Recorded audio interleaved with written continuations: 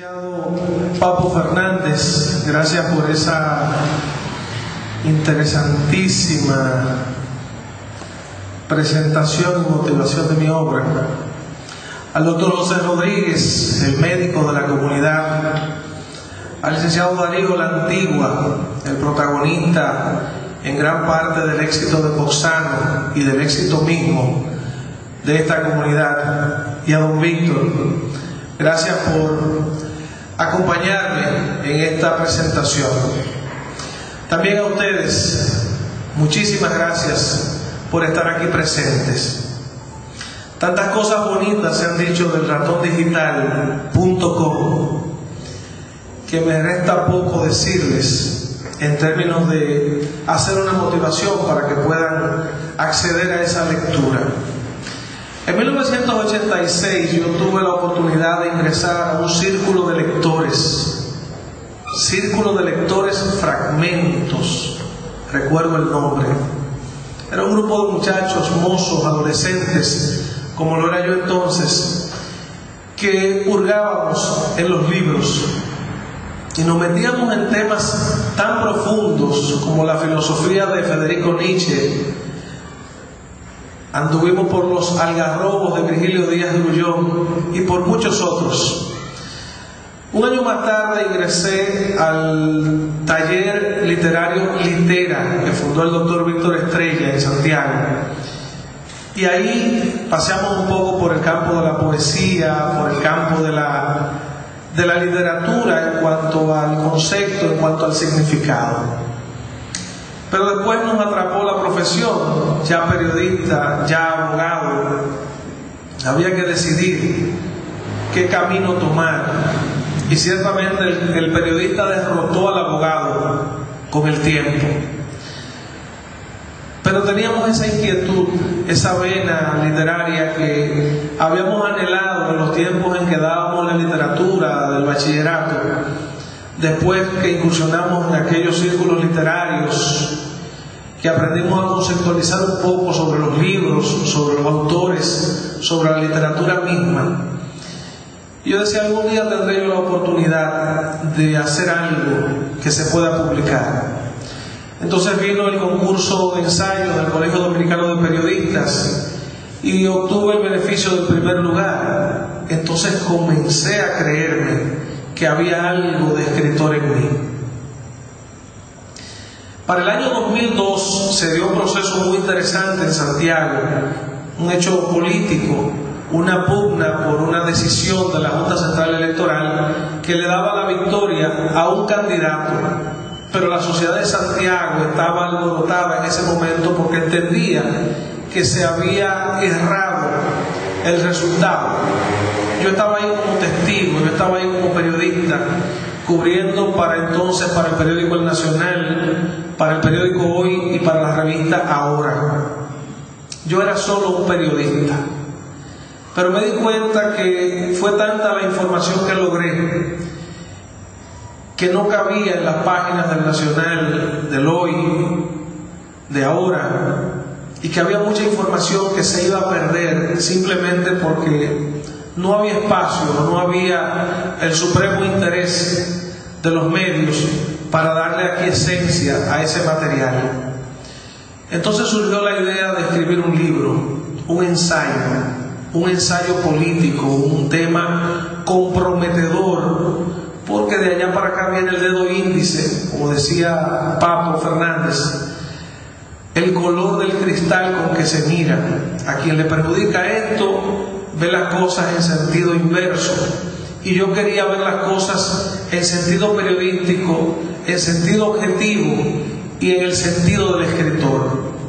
De ahí surge el Senador 29, que me trajo muchos problemas porque yo todavía no tenía la madurez profesional en términos de entender y aceptar algunas críticas y algunas divergencias a las ideas, a los planteamientos que yo hacía en ese ensayo. Huí hacia el terreno del cuento y me dediqué a escribir cuentos.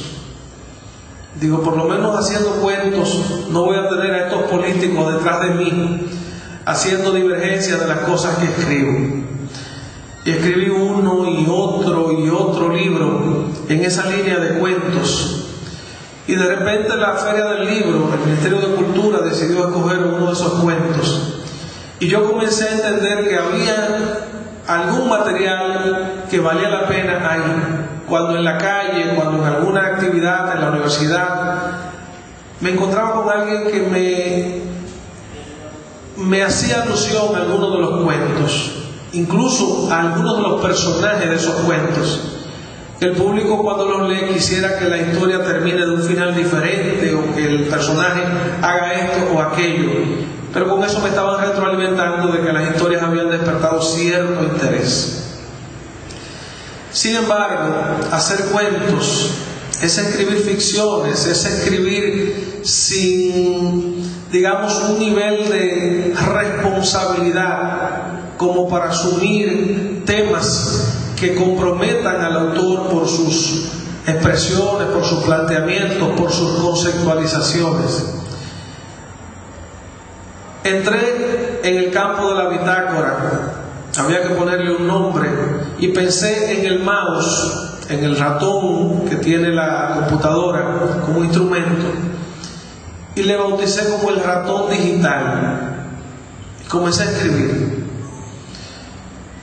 cosas que fueron interesando al mundo, porque yo decía, hoy me visitaron tantas personas de México, tantas personas de España, de Venezuela, de Costa Rica, de Panamá, de Estados Unidos, de Puerto Rico. Entonces yo comencé a entender lo que decía Papo, de que estamos frente a un instrumento de carácter global, de que es el mundo que está conectado a esa gran carretera, a esa gran telaraña de la red de la informática, de la red de la internet. Pero me di cuenta de algo, que había muchas cosas a las que un público no estaba teniendo acceso ahí. Entonces dije, voy a extraer algunas cosas que me parecen buenas del blog y las voy a publicar en un libro. Entonces entré en el campo del periodilibro, que se puso muy de moda hace unos años, pero que ya no está tan en uso. Es el periodista que escribe libros. Y digo, pero lo que yo tengo entre manos es el blog mismo, este es el ratón digital, pero ahora traducido a la literatura formal. Entonces se me ocurrió pensar que ese era el primer blog convertido en libro que se hacía a nivel mundial, pero fui conservador y no quise llegar tan lejos. Entonces dije, vamos a poner que este es el primer blog libro dominicano, por si acaso alguien de otro lado ha publicado un libro de sus historias del blog. Y así surge el ratondigital.com, que en principio era blogspot.com, luego .com y .net. Ya hoy día ese portal informativo alcanza más de 110,000 visitas. Insisto, me llena de orgullo cuando sé que me están leyendo de distintas partes del planeta. A veces encuentro algún nombre exótico de un país y digo, pero ven acá, y habrá dominicanos por allá, y cómo es que me leen, porque ellos hablan otro idioma. Pero eso pasa con todos los bloggers.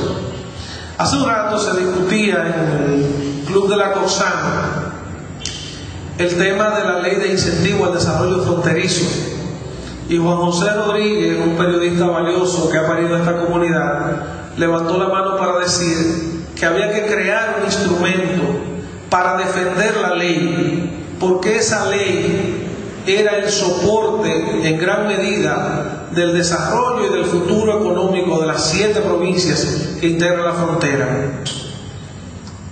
Se quería crear una ONG como instrumento de lucha, como instrumento de defensa, para que desde esta zona del país, a nivel nacional y a nivel mundial, se escuche la posición y la defensa de esos intereses que tiene la región, y que se oponen a ellos los capitaleños, los santiagueros, y que se oponen a ellos otros gurúes que no quieren que aquí se despierten empresas económicas que aporten empleos y que generen riquezas. Una ONG como instrumento de vocería de la comunidad, de la región, es una gran idea. También un blog, también un portal informativo, una bitácora como esta, es un gran instrumento de lucha, porque lo que se dice desde aquí, a través de ese medio, lo leen en la capital, lo leen en Santiago, lo leen en Puerto Rico y en Estados Unidos, más de lo que cualquiera de ustedes puede imaginarse.